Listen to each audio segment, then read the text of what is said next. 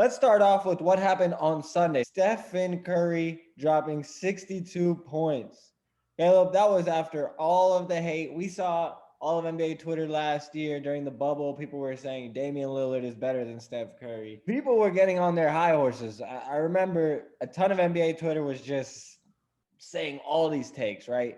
And now a lot of that has changed, especially after the first 4 games of the year. Everyone's like, okay, the Warriors look like trash. Steph can't carry them once again. He's going to fake some injury, go out for the year. But hey, he has looked good so far, and the Warriors are back on track. He dropped 62 points, and he was absolutely lights out. And guess who it was against? The Portland Trailblazers and Damian Lillard.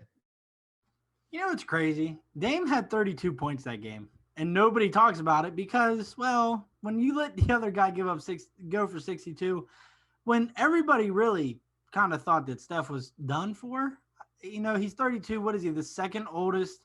He's the second oldest player to ever go for 60. Kobe Bryant being the oldest by like 6 years and like 4 months or something. It's kind of ridiculous. But Steph, I feel like, has gotten a lot of hate, but what he did in that game was remarkable. I mean, that was one of the funnest games of the year so far. Granted, it is early, but I feel like at the end of the year, when we do our rundown on like our 5 favorite games of the year, I feel like that one will be brought up for both of us. He really shut a lot of people up that game. And truthfully, he looks like he hasn't really lost his step, which, I mean, it was just a broken hand. It wasn't like a lower body ankle injury. But with all that being said, he looked really, really good. But somehow, some way, NBA Twitter tried giving Draymond Green more credit for that game. I don't understand that. NBA Twitter was going crazy for Draymond because they were like, hey, Draymond, what he does doesn't show up on the stat sheet. Look at it again. He had 1 point.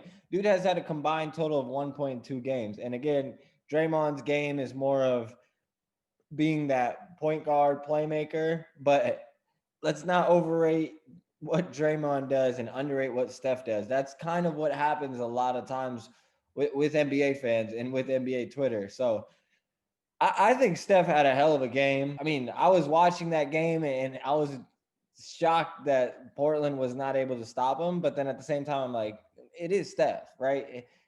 I thought they would throw some type of more defenders, something different at him. They couldn't do anything to stop him. And the Warriors were lights out that night too.